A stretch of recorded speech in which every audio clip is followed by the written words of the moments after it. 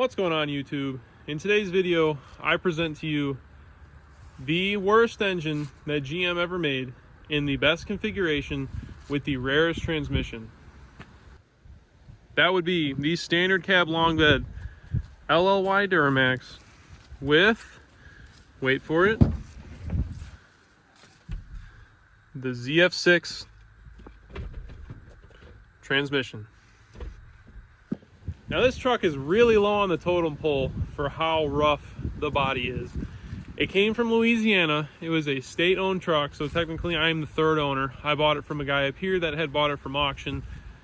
And this thing was, oh my goodness, it is rough. I mean, the wheels, I put those on. The tailgate, the bumper, the tail lights. It's got a new hood, new front bumper, new headlights, new grille, new driver fender, because all that stuff was junk. Over here, we've got a parts truck that's on the trailer that I actually took the hood and bumper off of, oh, and the grill for this truck. But here are the bumpers that came off of the single cab. They are in rough shape. I mean, it looks like they used them as push bars from the front and the rear.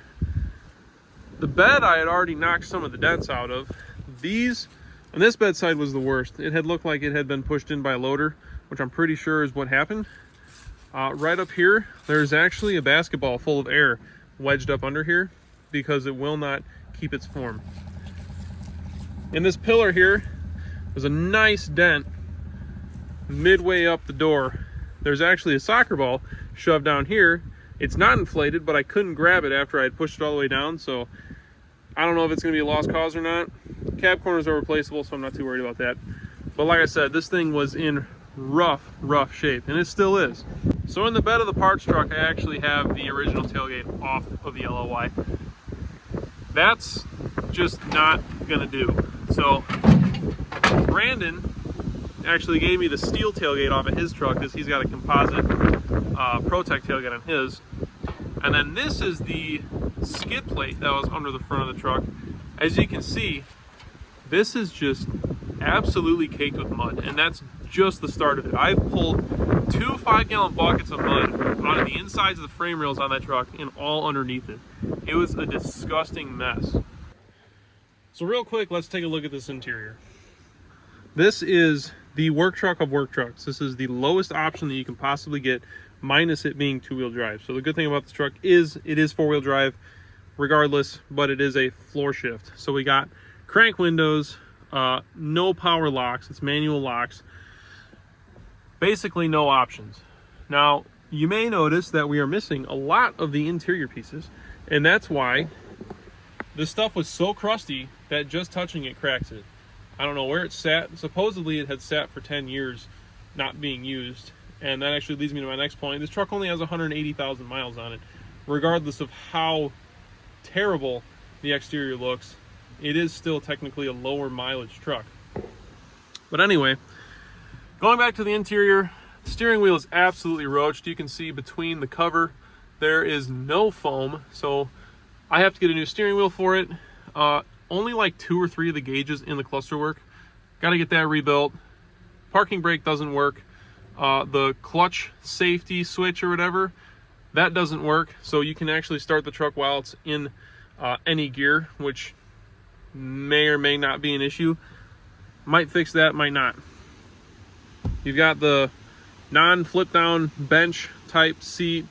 All the speakers are blown out, typical work truck fashion. The headliner fabric is missing. This thing is a real peach. We're going to be doing a crap load of work to it because it needs a crap load of work. The whole plan with the interior is to basically find a loaded out extended cab 04.5 to 05 truck where I can take basically the entire interior out of and put it in this truck. What I want to do with this truck is basically have a loaded out standard cab with the dual digital climate control, power seats, power windows, power locks, the whole sound system, possibly a center console. I don't know how that'll work with the ZF6 transmission. I've seen it done before, but I haven't really seen a clean install. I really want the truck to look like a factory loaded out ZF6 standard cab. So once I find one of those, then I'll be able to gut it and start that process. So believe it or not, even with the condition of the body, the entire frame and driveline are mint, honestly. There is no leaks other than a small pinhole in one of the coolant lines. There is no oil seepage, nothing under the truck. It is bone dry. Like I said, the body is extremely rough, but let me get under there and show you some of the driveline. So a quick peek from inside the frame rails. They did coat a little bit of fluid film on the rails. Not sure why, it's just going over the dirt.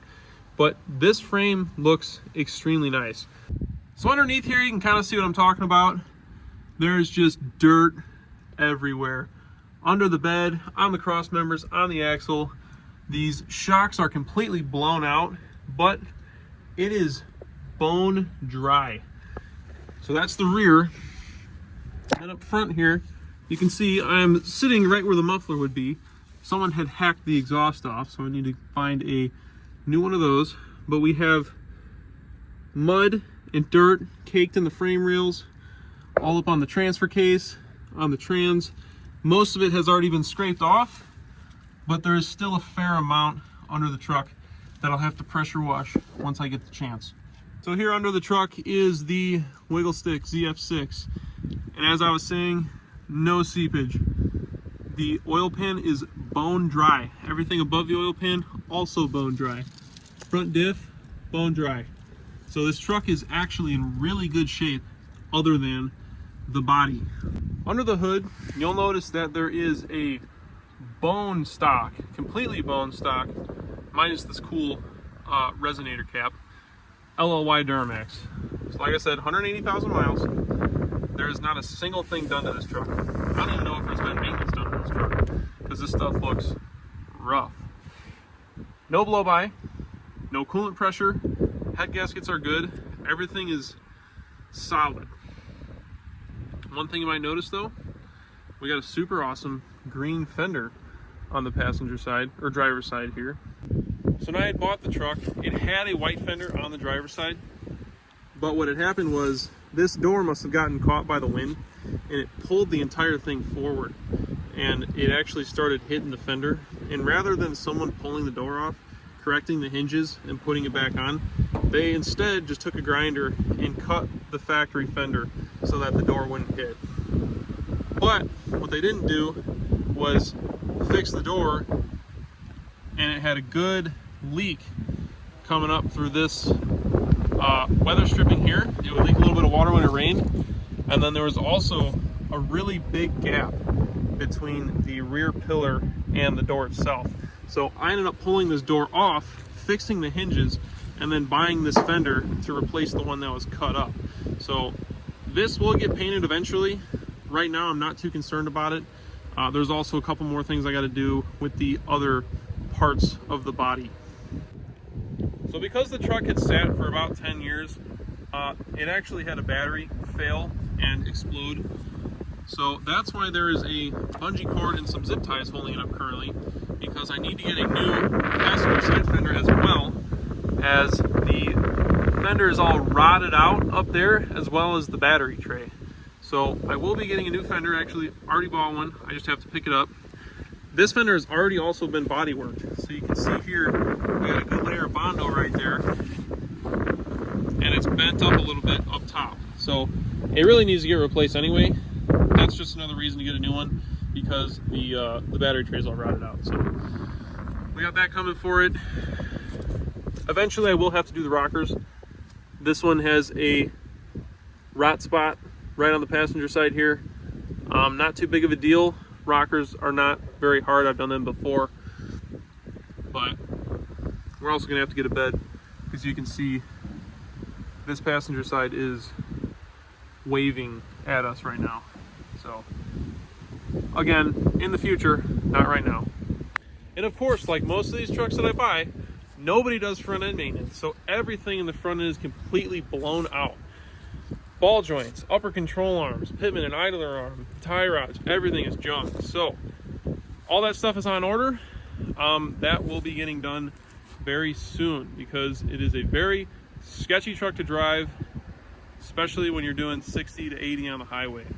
So to bring the cost down, I actually stole some of the parts off of the parts truck that is sitting on the trailer at my house. And that consists of upper control arms, CV axles. That is one of the two big tie rods that I have. The other one is on the truck already because it was so blown out that it had to be replaced almost immediately before driving. And then a hydro boost that doesn't leak like the one that's on the truck.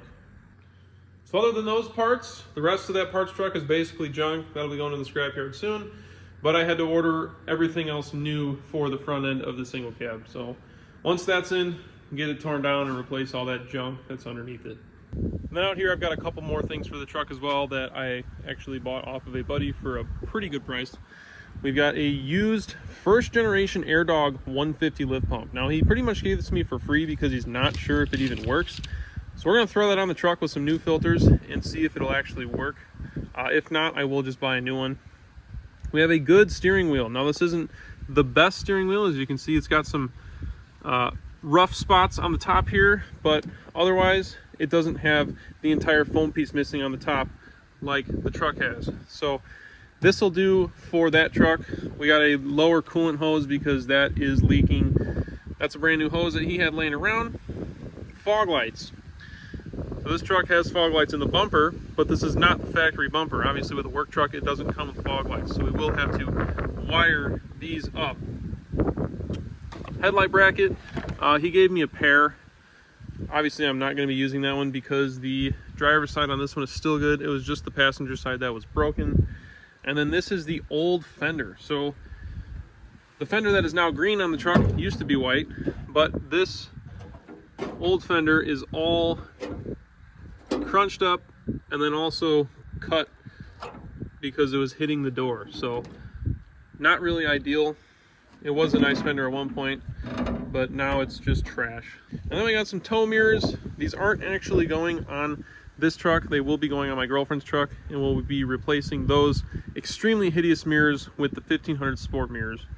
Some small things that I thought was really cool about this truck being a ZF6 is that it doesn't have a trans cooler. There's no trans lines, and there's also no TCM. So there's a lot of free space up in here. And then we also have this additional slave cylinder up here that's mounted to the firewall. Not sure if this is the right routing. I bought it like this. I might have to fix this. It doesn't look right to me. But we also need to replace the hydro boost because it is leaking and it is very weak. So that's going to get replaced. Then we'll flip this around when that time comes. I do need to clean up some of the wiring. This stuff looks pretty rough. There's a couple chewed wires under the fuse block, and then as most Southern trucks are, the wiring loom is torn off of a lot of this wiring harness. So that'll all get re-loomed when I go through it. Otherwise, I picked this truck up for basically the cost of the transmission, and the rest of the truck came with it. So I'm satisfied with it.